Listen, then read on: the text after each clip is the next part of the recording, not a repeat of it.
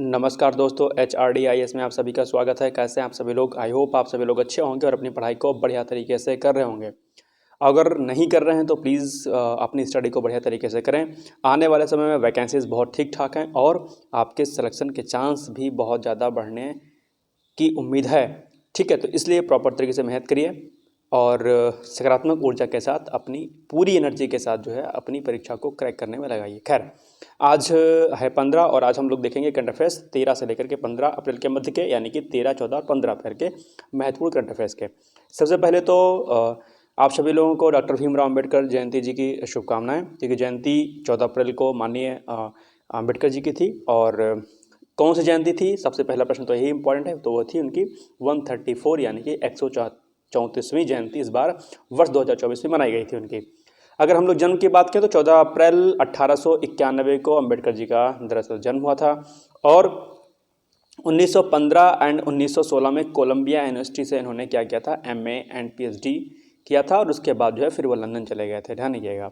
Next है, फिर 13 अप्रैल 1927 को बहिष्कृत भारत समाचार पत्र की शुरुआत की थी। ये परीक्षा में प्रश्न आपसे यहाँ से पूछता है, इंपॉर्टेंट भी है, ध्यान रखिएगा। ठीक है, कहाँ कब? 3 अप्रैल 1927 को बहिष्कृत भारत समाचार पत्र। ठीक है, ध्यान रखिएगा। इसके अलावा 15 अक्टूबर 1935 को जो है दलित महासम्मेलन की शुरुआत हुई थी, जिसमें उन्होंने कहा था कि मैं हिंदू धर्म छोड़ दूंगा। ये जो है दरअसल अपने आप में बहुत शॉकिंग न्यूज़ था। इस दलित महासम्मेलन में ही इन्होंने हिंदू धर्म छोड़ने की बात कही थी। इसके अलावा अगर हम लोग बात करते हैं तो 1947 में जब देश स्वतंत्र हुआ तो वहाँ पर नेहरू की कैबिनेट में सबसे पहले विधि एवं न्याय मंत्री के रूप में इनको जो है नियुक्त किया गया। ध्यान रखिएगा। इसके अलावा वर्ष 1955 में थॉट्स ऑन लिंग्विस्टिक स्टेटस नामक पुस्तक का प्रकाशन भी इन्होंने किया। इस पुस्तक का भी नाम आप लोग ध्यान रखिएगा। साथ ही 14 अक्टूबर 1956 को यानी कि 14 अक्टूबर 1956 को नागपुर में बौद्ध धर्म को इन्होंने क्या कर लिया था? स्वीकार कर लिया था, क्योंकि इन्होंने पहले ही कहा था कि मैं हिंदू धर्म को छोड़ दूंगा। इसके अलावा अगर मृत्यु की बात करें तो 6 दिसंबर 1956 को यानी कि 14 अक्टूबर को इन्होंने बौद्ध धर्म को स्वीकार किया और अंततः 6 दिसंबर 1956 का इनका देहांत हो गया डॉक्टर अम्बेडकर जी का। खैर, भारत के संविधान निर्माण से लेकर के अन्य कई सारी गतिविधियों में जो है इनका योगदान रहा अम्बेडकर जी का, और साथ ही साथ में RBI के फॉर्मेशन में भी इन्होंने अपनी बहुत ही महत्वपूर्ण भूमिका अदा की थी। खैर, तो अम्बेडकर जी आपकी परीक्षा के लिए बहुत इंपॉर्टेंट। अगर आप PCS की तैयारी कर रहे हैं तो वहाँ पर मुख्य परीक्षा के लिए अम्बेडकर गांधी वगैरह बहुत इंपॉर्टेंट, ध्यान रखिएगा।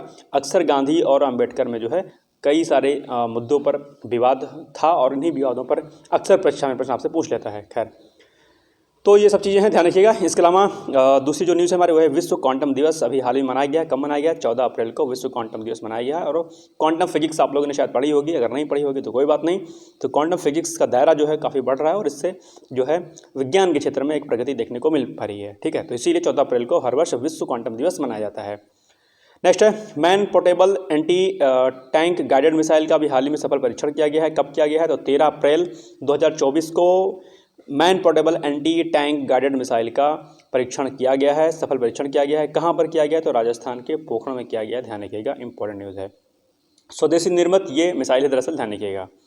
इसके अलावा जगजीत पवड़िया भी हाल ही में चर्चा में है। क्यों चर्चा में है? क्योंकि अभी हाल ही में NCB, जिसको हम लोग बोलते हैं इंटरनेशनल नारकोटिक्स कंट्रोल बोर्ड, इसके लिए ये दोबारा से चुने गए हैं।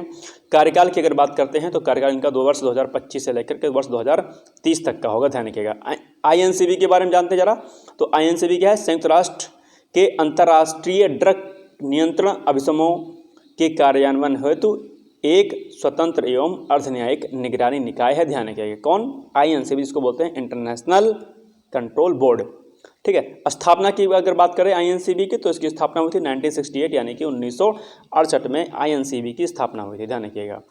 नेक्स्ट है HDFC, अभी हाल ही में चर्चा में है। चर्चा में क्यों है? क्योंकि HDFC ने जो है लक्षद्वीप में पहला निजी बैंक स्थापित करने का गौरव प्राप्त कर लिया है। हालांकि गवर्नमेंट बैंक तो वहाँ पर थे, लेकिन निजी बैंक कोई नहीं था और इस क्षेत्र में HDFC ने अपना परचम वहाँ पर लहराया है। यानी कि निजी क्षेत्र का पहला बैंक कौन खुला? HDFC। कहाँ पर?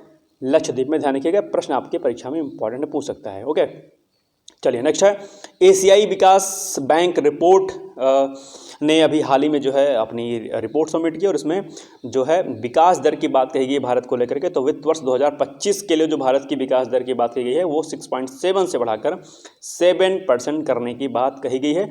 तो वहीं दूसरी ओर अगर 2025-26 की बात अगर हम लोग करें तो इसमें जो इसकी जो ग्रोथ बताई गई है, ग्रोथ रेट वो बताई गई है 7.2%। तो ये अपने आप में एक अच्छी खबर है।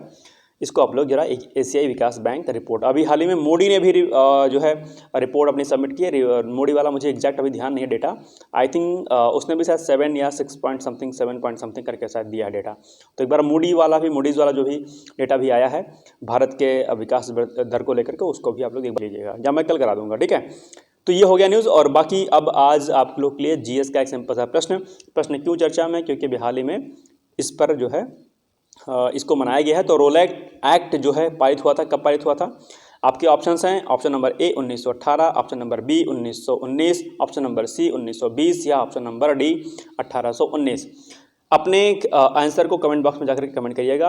उम्मीद है कि आप आंसर जरूर देंगे। और मैं बार बार कहता हूं कि अगर आपको कोई प्रश्न नहीं आता है तो प्लीज़ इंटरनेट पर सर्च करें, वहां पर जो है अपने आंसर को देख करके यहाँ पर कमेंट करें। इससे क्या होता है कि आपको और कई अन्य जानकारियाँ मिलती हैं।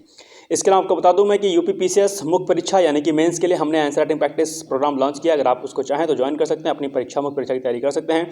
साथ ही साथ में अगर आपका फोकस आरओ और पीसीएस पर है तो इसके लिए हमने एस्से राइटिंग प्रैक्टिस भी लॉन्च किया है। अगर आप चाहते हैं तो एस्से यानी कि निबंध में एडमिशन लेकर के अपनी तैयारी को बहुत बढ़िया तरीके से कर सकते हैं, क्योंकि ये सब चीज़ें हैं जो आपके अंतिम चयन को सुनिश्चित कराती हैं। खैर, तो ये हो गई कुछ न्यूज़। कमेंट बॉक्स में जाकर के कमेंट जरूर करिएगा। मिलते हैं कल, तब तक के लिए जय हिंद, जय Bharat. Thank you so much, bye bye, take care.